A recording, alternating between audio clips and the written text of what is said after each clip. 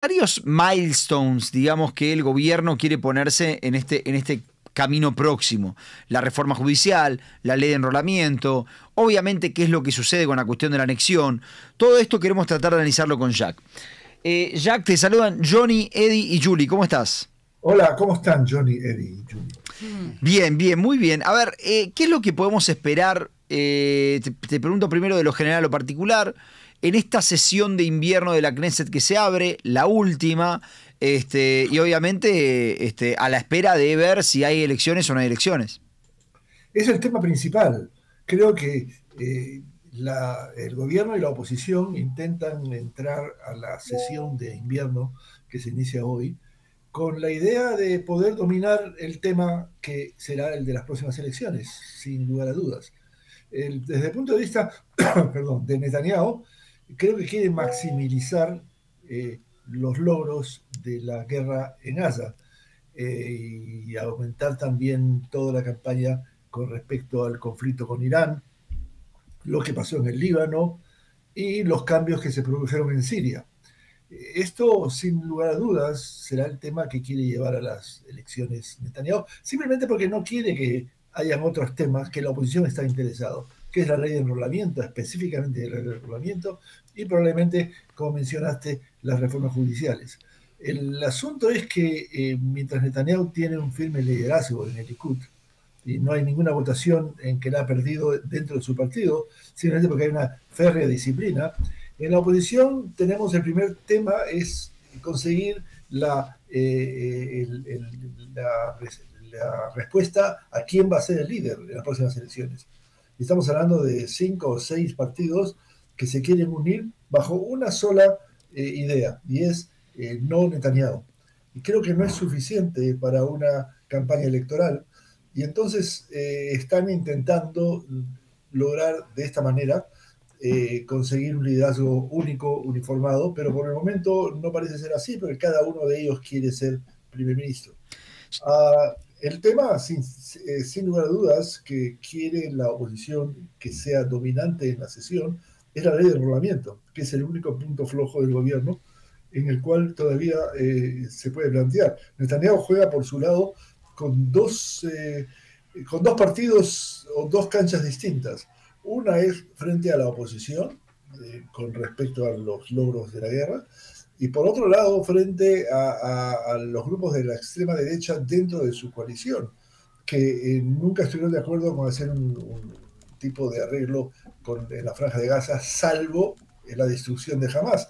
Y entonces se encontraron frente a un fenómeno que no se pensaba antes, que es la idea central y el dominio de Trump en la escena política.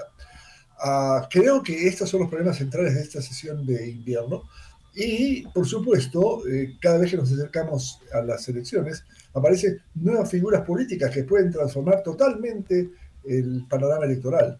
Los miluimnikim o los reservistas, que en realidad intentan mantenerse como un bloque con ideas claras, pero no se sabe cuál va a ser su definición política. Y por otro lado, Bennett, que vuelve a la imagen política sin haberse definido en respuestas claras cuál va a ser su idea. Y además, un tercer elemento que no se está poniendo a mucha atención, pero que es importante, y es en las listas árabes. La aparición o la reaparición de UDE, que por un lado plantea que no se va a presentar en la reelección como dirigente del partido, y la idea curiosa de querer crear una nueva lista electoral que esté compuesta por judíos y árabes al mismo tiempo. La gran pregunta es en qué medida esto va a afectar a la votación de esos dos partidos. Ahora, Jack, antes de avanzar, y quiero que hablemos un poquito de la coalición, quisiera mostrarte a vos y a la gente un pedacito de lo que dijo Netanyahu en el día de ayer en este programa Patriotim, para que analicemos juntos, si querés. Vamos a mostrar el audio número 5 y escuchen lo que dice Netanyahu también respecto de las elecciones. Escuchemos el audio número 5, lo escuchamos con Jack. יש לי עוד שאלה אחרונה. זרקת פה שאתה לא מתכוון עוד הרבה שנים לכתוב את הביוגרפיה תוך כדי שאתה בתפקיד, אז מה זה אומר? א', האם יהיו בחירות? ב', האם אתה מתכוון להתמודד בבחירות האלה? ג', האם תנצח, במידה ותתמודד? התשובה היא כן, כן, ואני מאמין שכן.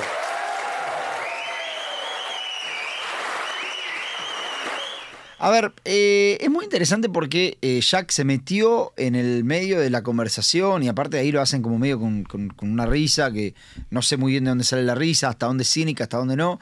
Esta historia de si va a haber elecciones. Entonces lo primero que te quiero preguntar es esto es un miedo real? ¿Esto es algo armado desde otros sectores? ¿De dónde sale esta cuestión de si va a haber elecciones o no?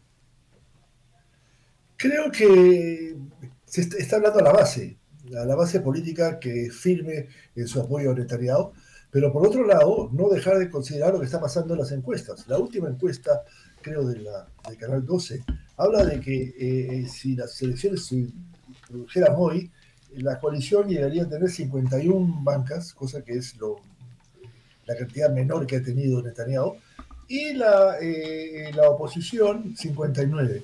Claro, le da una mayoría a la oposición, pero no llega a los 61, que es lo mínimo requerido. De manera que se está intentando plantear una serie de rumores por todos lados. No sé si es básicamente Netanyahu, porque creo que él quiere mantenerse en la línea de que hay elecciones.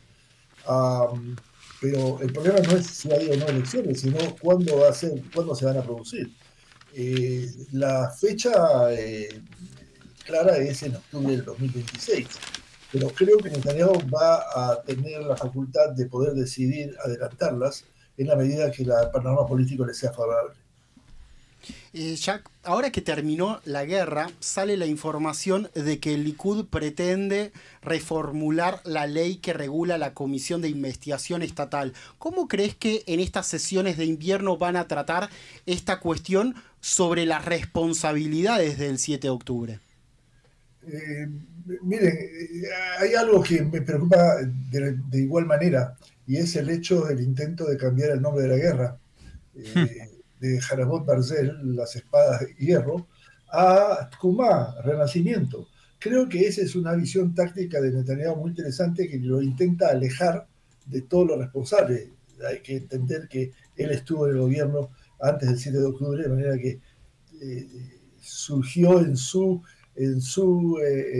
cargo, pero todo el intento de Tkuma o renacimiento está planteado justamente en eso, en hacer una nueva narrativa, y eso es a lo que la oposición se opone, y para eso considera que el hecho de que hoy oficialmente el gobierno cambió el nombre de la guerra, le permite tener un tema en el cual se opone mucha gente, no solamente la oposición, sino también de miembros familiares y de rehenes que volvieron.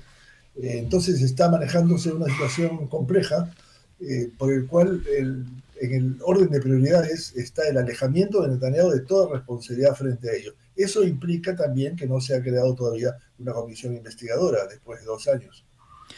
Jack, te quiero hacer una pregunta por una encuesta que salió en el diario Maariv el viernes, que me parece muy interesante por 2 datos. Una dice que, y la encuesta se hizo después de que se firmara el cese al fuego. Uno marca que Smotrich entraría, habría superado, digamos, el mínimo y entraría con 4 bancas. Y la segunda, que marca que dentro de los que votaron, de los votantes de la coalición, hay un 45% de personas que dicen ganamos la guerra, y dentro de los que votaron a la oposición hay un 38% de personas que dicen perdimos la guerra. Entonces, las 2 preguntas que te quiero hacer es la gran pregunta es cómo influye este acuerdo en la base política y en las próximas elecciones, si es que influye, si ayuda a alguien, si no ayuda a alguien. Y segundo, si es que la sociedad israelí está viviendo esta grieta que vimos tanto en Latinoamérica, que a veces vemos en Estados Unidos, donde ya hay cosas en las que no nos podemos poner de acuerdo, y es un 50 va a decir ganamos y un 50 va a decir perdemos, y no hay forma de conciliar eso. Hace mucho tiempo que estamos divididos en esa y otras preguntas. Yo diría que mucho antes del 7 de octubre. En la guerra definitivamente agudizó estas diferencias. Pero esto es parte del proceso democrático en Israel. El hecho de que haya diferencias de opinión no es solamente entre oposición y gobierno, sino también dentro de de centros de poder del gobierno. La gran suerte de Netanyahu es que no hay ningún opositor dentro de su gobierno que pueda presentar una alternativa y decir yo voy a presentarme frente a Netanyahu. Todos aquellos que lo intentaron terminaron su vida política o tuvieron que entrar dentro de la coalición de Netanyahu. Gideon Sa'ar es Gideon Sa'ar, por ejemplo. Más claras al respecto. Y mientras no haya un cambio sustancial, lo que tenemos, cosa curiosa es que mucha gente anuncia que cuando Netanyahu deje su sitio en el mapa político, ellos van a presentar su candidatura. Pero mientras Netanyahu está en el poder, no hay una sola figura que esté dispuesta a afrontar esa perspectiva. Basta ver solamente la llegada de Netanyahu al tribunal, los tribunales de justicia está pasando juicios, y ver la cantidad de personas del Likud políticos que vienen a acompañarlo a la sesión, donde no se ve ninguna persona que tenga una idea contraria. Y creo que esto es una situación compleja, pero permite la fluidez de Netanyahu en el cargo.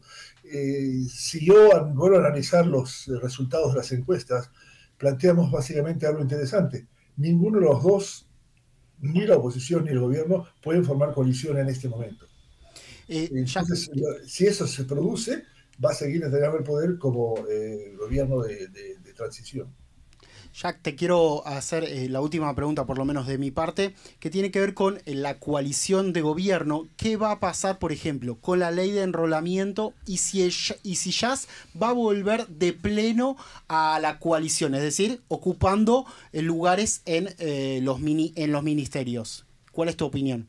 La ley de enrolamiento yo no la veo tan cercana, o por lo menos se va a dar un arreglo que va a ser inmediatamente combatido por parte de la Knesset y aceptado por otros, no porque sea una buena ley, sino porque permite justamente que los religiosos mantengan su presencia en la coalición.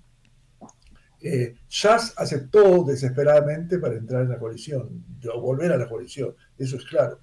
Y eso es parte del esfuerzo de Deri, su dirigente máximo, de intentar una fórmula que coincida con el hecho de que el público quiere que los religiosos o parte de ellos se enrolen, mientras que la visión del liderazgo ideológico de Shas no acepta ningún tipo de enrolamiento, y creo que está basado sobre el sobre el control político que la dirigencia de Shas hace frente a su base política.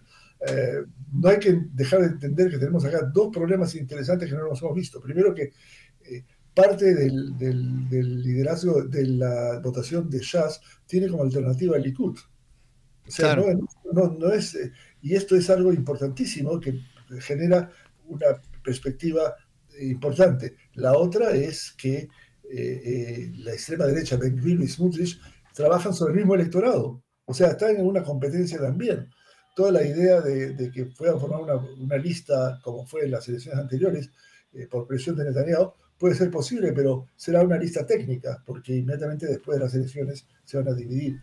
Creo que es una de las situaciones en las cuales Smotrich juega, porque eso le permite asegurarse que va a entrar a la Knesset. Y estas perspectivas son las que pueden cambiar totalmente el mapa político. El mapa político de Israel va a estar definido por las nuevas fuerzas que integran la Knesset y que pueden cambiar el sistema electoral. Especialmente cuál va a ser la actitud de Gantz, si se va a presentar a las elecciones o no, porque por el momento está por debajo del mínimo requerido, y las dinámicas que se pueden plantear en los movimientos en el electorado árabe, que también puede transformarse totalmente. Jack, te hago la última pregunta y ya con esto sí te dejamos. Hoy se conoce en varios diarios, lo dice Yediot Ahronoth, también Haaretz, que el ministro de Justicia, Yariv Levin, le habría pedido a Herzog que indulte a terroristas judíos, se habla de 5 o 6 nombres. En el mismo sentido estamos viendo muchas presiones para que indulte o haga algo con Netanyahu. De hecho, lo comentó Trump en el discurso en la Knesset. ¿Cómo ves esta cuestión? ¿Crees que es simplemente un discurso para la base o crees que realmente hay algo acá atrás que puede llegar a darse, tanto el indulto de estos presos de seguridad judíos como del primer ministro Netanyahu? Las dos figuras que tú planteaste pueden ser reales, a pesar de que parecieran ser contradictorias.